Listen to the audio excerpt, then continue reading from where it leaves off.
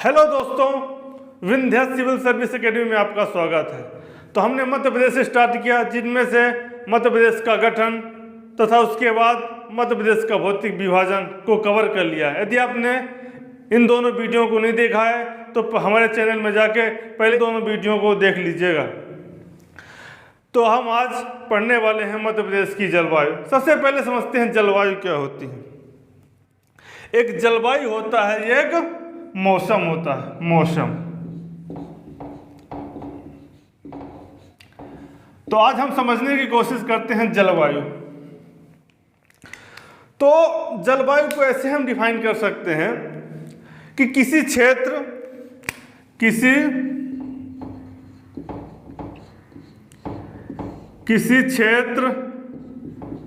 भूभाग, किसी क्षेत्र भूभाग देश, किसी क्षेत्र भूभाग देश के लंबे समय तक मौसम वहाँ का कैसा है, वहाँ का तापमान कैसा है तथा वहाँ वर्षा की स्थिति क्या है, वहाँ का तापमान लंबे समय तक, तापमान उस क्षेत्र भूभाग देश का लंबे समय तक तापमान, वर्षा की स्थिति,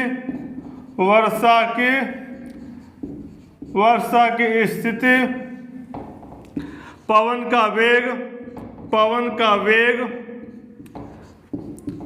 का वेग तथा गति कैसी है, इसका विश्लेषण या अध्ययन करना ही क्या कहलाता है, जलवायु। तो हम क्या समझा, इसी क्षेत्र भूभाग देश के लंबे समय तक वहाँ का तापमान, वर्षा की स्थिति, वर्षा कैसी हो रही है, कितने % हो रही, कहाँ ज़्यादा हो रही, कहाँ कम, वहाँ का तापमान, पवन का वेग कैसा, उसकी गति कैसी है, इसका विश्लेषण और अध्ययन करना ही क्या कहलाता है, जलवायु कहलाता है। यह लॉन्ग टर्म प्रक्रिया, एक लंबी प्रक्रिया है। ये कई वर्षों बाद किसी देश या क्षेत्र की जलवायु परिवर्तन होती है। ठीक है, तो यही तो जलवायु और मौसम चेंज होते रहता है। हर 3 महीने में मतलब साइकिल चलती रहती है। मौसम क्या होता है, परिवर्तन होता है, लेकिन जलवायु परिवर्तन मतलब बहुत लंबे सालों या बहुत लंबी प्रक्रिया होती है जलवायु। तो हमने समझ लिया जलवायु और मौसम। ठीक है, अब बात करते हैं मध्य प्रदेश की जलवायु। मध्य प्रदेश की जलवायु, सबसे पहले क्वेश्चन आता है कि मध्य प्रदेश की जलवायु कैसी है। तो मध्य प्रदेश की जलवायु है उष्णकटिबंधीय,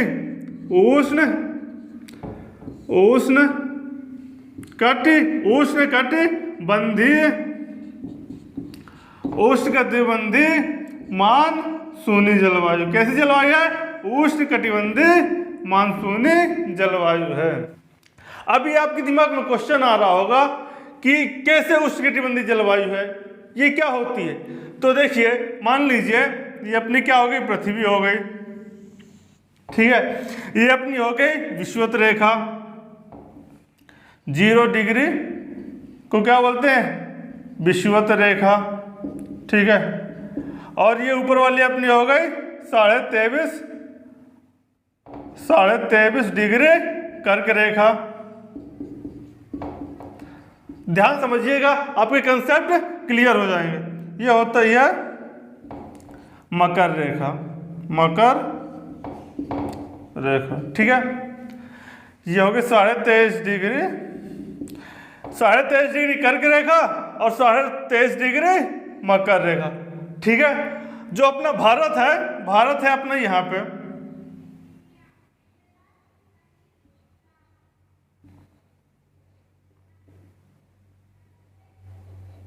यो क्या अपना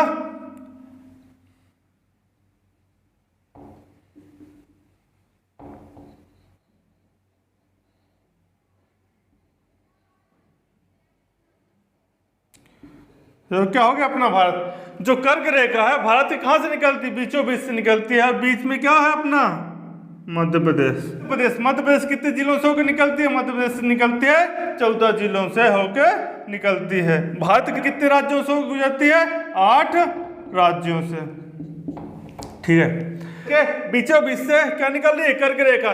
तो जो सूर्य किरणें यहाँ पे कैसी पड़ती है? सीधा लंबवत पड़ती हैं। कैसी पड़ रही है? सूर्य किरणें सीधा लंबवत पड़ती हैं, इसलिए यहाँ की जलवायु कैसी है? उष्णकटिबंधीय जलवायु है।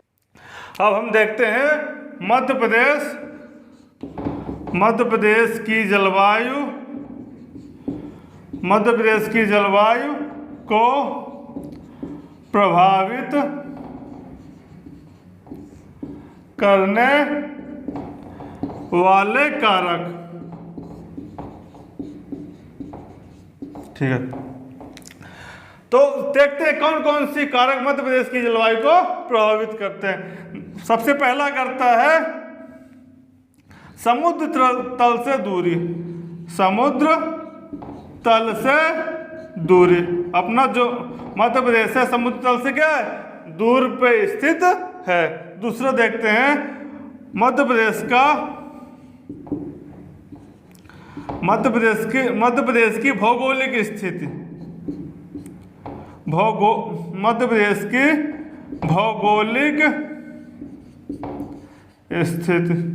ठीक है, अब तीसरा है अक्षांशीय विस्तार, मतलब कर्क रेखा। ठीक है, इसके बाद है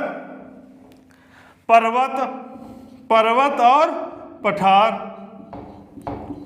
ठीक है, इसके बाद है वर्षा का वितरण। क्या? वर्षा का वितरण। इसके बाद अपन लिख लेंगे तापमान का वितरण। तापमान का वितरण। ठीक है, ये होगा। इसके बाद एक पॉइंट और लिख सकते हैं कि वनस्पति की सघनता। वनस्पति की सघनता। तो हमने कितने पॉइंट देख लिए? 1 2 3 4 5 6 7 पॉइंट देख लिए कि मध्य प्रदेश की जलवायु को प्रभावित करने वाले कारक। ये मध्य प्रदेश की मेंस में भी क्वेश्चन आ चुका है। तो अपन 5 नंबर में आएगा तो 5-6 पॉइंट आराम से लिख सकते हैं। ठीक है, या फिर एमपीपीएससी प्री में ही पूछ लिया, 3 कारक दे दिया, फिर लिख दिया कि इनमें से कौन सा कारक प्रभावित नहीं करता है। मध्य प्रदेश की जलवायु को प्रभावित करने वाले कारक को देख लिया। हम चलते हैं मध्य प्रदेश को जलवायु के आधार पर कितने आधारों पर बांटा गया है। मध्य प्रदेश को जलवायु के आधार पर, मध्य प्रदेश को जलवायु के आधार पर कितने भागों में बांटा गया? कितने भागों में बांटा गया है? तो मध्य प्रदेश को जलवायु के आधार पर मुख्यतः 4 भागों में बांटा गया है। कौन कौन से? तो नंबर 1 है उत्तर का मैदानी क्षेत्र। उत्तर का मैदानी क्षेत्र। ठीक है, नंबर 2 हो जाएगा मालवा का पठार। कौन सा? मालवा का पठार। ठीक है, नंबर 3 हो जाएगा विंध्य का पर्वतीय क्षेत्र। विंध्य का पर्वतीय क्षेत्र। विंध्य का पर्वतीय क्षेत्र। नंबर 4 हो जाएगा अपना, नंबर 4 कौन सा हो जाएगा? विंध्य सोन घाटी।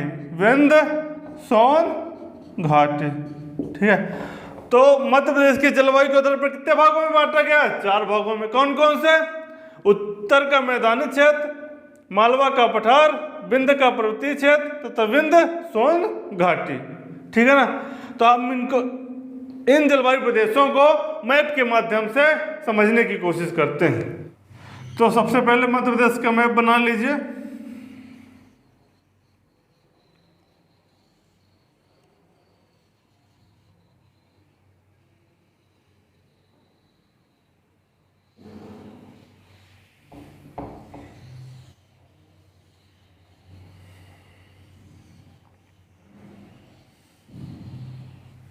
ठीक है, ये क्या मध्य प्रदेश का मैप बना बांट के देखा मध्य प्रदेश का 4 भागों में। कौन कौन से देखो, ये देख लीजिए पहला भागों में। सबसे पहले देखते हैं उत्तर का मैदानी क्षेत्र, उत्तर का मैदानी क्षेत्र। नंबर दूसरा देखते हैं मालवा का पठार, ठीक है। तीसरा देखते हैं विंध्य का पहाड़ पर्वतीय, विंध्य का पर्वतीय क्षेत्र। इसके बाद चौथा देखते हैं नर्मदा सोन घाटी, ठीक है। तो हमने कितने भागों में बांट के देख लिया? 4 भागों में। उत्तर का मैदानी क्षेत्र, मालवा का पठार, विंध्य का पर्वतीय क्षेत्र और नर्मदा सोन घाटी एवं दक्षिणी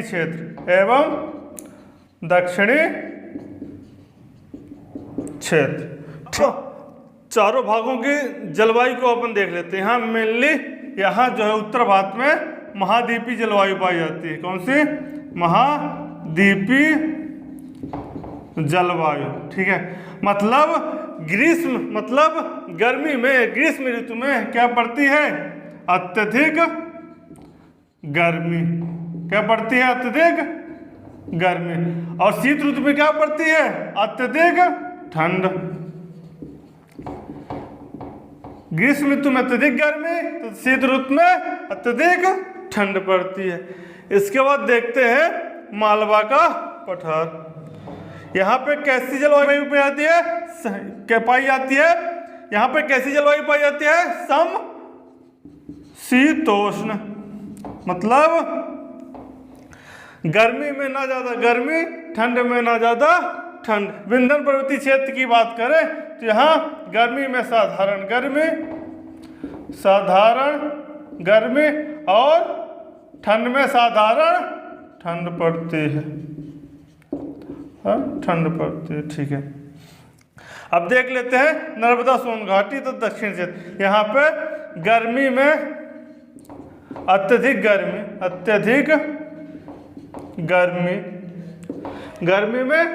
गर्मी तथा ठंड में सामान्य ठंड पड़ती है, ठीक है। हमने देख लिया। तो हमने जलवायु के आधार पर मध्य प्रदेश का विभाजन देख लिया, जिसमें से कितने भागों में बांटा गया? 4 भागों में। उत्तर के मैदानी क्षेत्र, मालवा का पठार, विंध्य का पर्वतीय क्षेत्र, नर्मदा सोन घाटी एवं दक्षिणी क्षेत्र। जिनमें से जो है इनमें से उत्तर भारत के मैदान में महाद्वीपीय जलवायु पाई जाती है, जिसमें से अत्यधिक गर्मी तो अत्यधिक ठंड। यहाँ समशीतोष्ण मतलब सामान्य या कम गर्मी कम ठंड। यहाँ पे अत्यधिक गर्मी तथा सामान्य ठंड। विंध्य क्षेत्र में साधारण गर्मी और साधारण ठंड।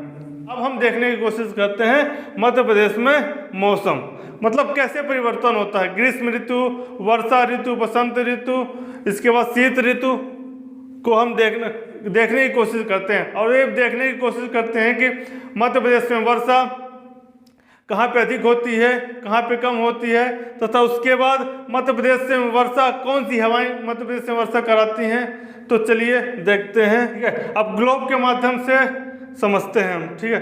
तो क्या होता है कि 21 मार्च कौन सा है? बसंत विषु। क्या है? बसंत विषु। अब 21 मार्च के बाद क्या होता है? सूर्य उत्तरायण होना चालू होता है। सूर्य उत्तरायण चालू हो गया तो धीरे धीरे क्या है? गर्मी बढ़ती गई, क्योंकि जो सूर्य की किरणें कर्क रेखा पर क्या लंबवत पड़ना स्टार्ट हो जाती है। जो मध्य प्रदेश है अपना कर्क रेखा पर स्थित है। कर्क रेखा कितने जिलों से जाता है? कर्क रेखा कितने जिलों से जाती है? 14 जिलों से। तो क्या होता है कि सूर्य की इस पे क्या होता है? लंबवत पड़ने लगती है। तो क्या होता है कि तापमान बढ़ जाता है। तापमान जब बढ़ा यहाँ का, तो यहाँ की हवाएं ऊपर उठने लगती हैं। तो जो बाहरी हवाएं होती हैं, जो पवनें होती हैं, अपनी ओर क्या करती हैं? आकर्षित। तो क्या होता है कि वर्षा ऋतु स्टार्ट हो जाती है, ठीक है। तो वर्षा ऋतु जब स्टार्ट हुई तो ये जून से लेकर जब सूर्य क्या होता है? सूर्य दक्षिणायन होना चालू होता है। सूर्य 21 जून से कहाँ गया? 23 सितंबर तक। तो क्या हो गया यहाँ पे वर्षा ऋतु रही। इसके बाद क्या आ गया 23 सितंबर को शरद ऋतु, शरद ऋतु आ गया, शरद विषु आ गया, ठीक है। इसके बाद क्या होता है 23 सितंबर से 22 सितंबर तक शरद ऋतु, क्या हो गया शरद ऋतु। और 22 दिसंबर से लेकर 21 मार्च तक क्या होगा शीत ऋतु। तो इस प्रकार पूरी साइकिल चलती है। क्या चलती है, पूरी साइकिल चलती है, ठीक है, ठीक है, आया समझ में। तो अब क्या 21 जून को सबसे बड़ा दिन, क्योंकि सूर्य लंबवत बढ़ रहा है। इसके बाद तो 22 दिसंबर को सबसे छोटा दिन होता है, ठीक है। हमने ग्लोब के माध्यम से समझ लिया। इसके बाद हम देखते हैं कि वर्षा कैसे होती है मध्य प्रदेश में और कौन सी मानसूनी हवाएं मध्य प्रदेश से वर्षा कराती हैं। अब हम वर्षा को समझने की कोशिश करते हैं मध्य प्रदेश में कैसे वर्षा होती है, ठीक है। तो मान लीजिए अपना क्या हो गया, प्यारा भारत हो गया, अपना भारत महान, ठीक है।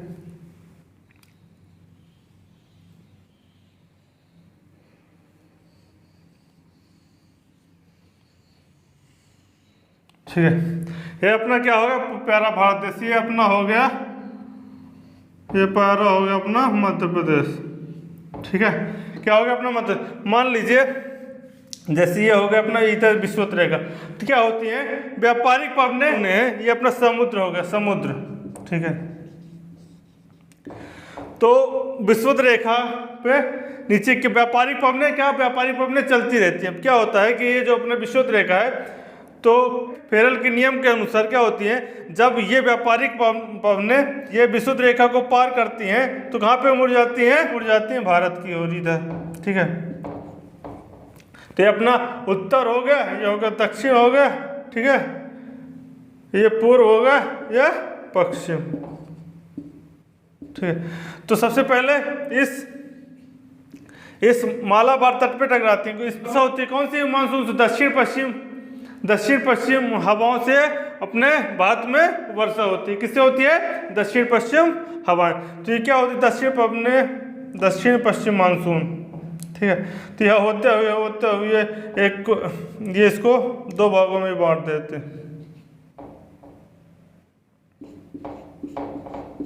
ठीक है। तो क्या होती है कि सबसे ज्यादा मध्य प्रदेश में वर्षा कहाँ पे होती है, पूर्व दिशा में, ठीक है। सबसे ज्यादा वर्षा कहाँ होती है, दक्षिण पश्चिम मानसूनी हवाओं से, दक्षिण पश्चिम मानसूनी हवाओं से कहाँ पे होती है, पूर्व से। क्या होता है कि ये अपनी कर्क रेखा है, कौन सी रेखा, कर्क रेखा। तो कर्क रेखा, तो क्या होता है जून में यहाँ का तापमान यहाँ के तापमान क्या करती है, गर्म कर देती है। तो तापमान में जो होकर क्या उठती है, ऊपर उठती हैं। तो यहाँ जब ऊपर उठे तो यहाँ का क्षेत्र खाली हो जाता है, तो दूसरी हवाएं भरने के लिए, दूसरी हवाओं को भरने के लिए अपनी ओर आकर्षित करती हैं। तो ये क्या करती हैं, जो व्यापारिक पवनें हैं विषुवत रेखा को पार कर भारत की ओर खींची चली आती हैं। तो यही क्या करवाती हैं, भारत में तथा मध्य प्रदेश में वर्षा कराती हैं, ठीक है। तो मध्य प्रदेश में वर्षा, जो वर्षा दक्षिण पश्चिम तथा मध्य प्रदेश में उत्तर पूर्व हवाओं से भी लौटता हुआ मानसून जिसको बोलते हैं, तो वर्षा कराता है, ठीक है। इसके बाद हम देखिए उत्तर पश्चिम में भी कुछ बारिश होती है, जिसको क्या बोलते हैं, मावठा बोलते हैं। क्या बोलते हैं, मावठा बोलते हैं, ठीक है। तो हम आशा करते हैं कि आपको समझ में आया हो। मध्य प्रदेश में वर्षा की स्थिति को देख लेते हैं।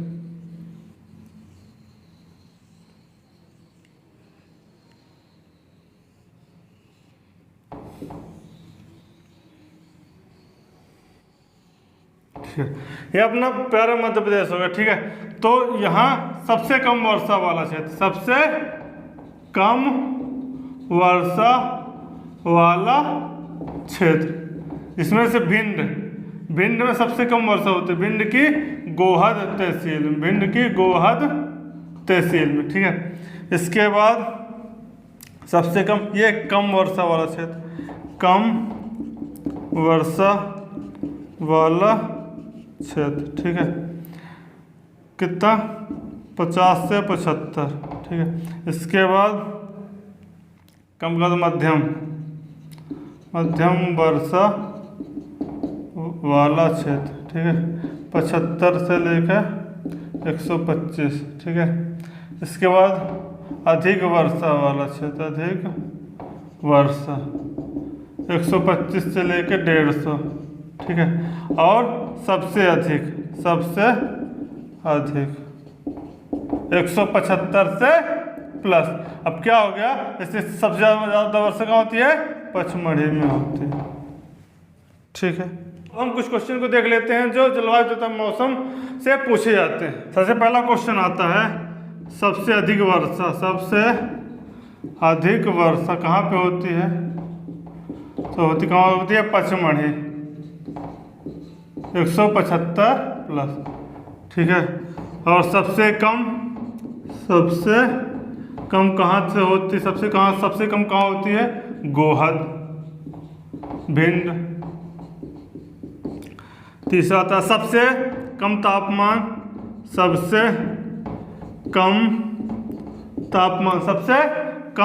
तापमान कहाँ का है, शिवपुरी का, शिवपुरी, ठीक है। चौथा आता है सबसे अधिक तापमान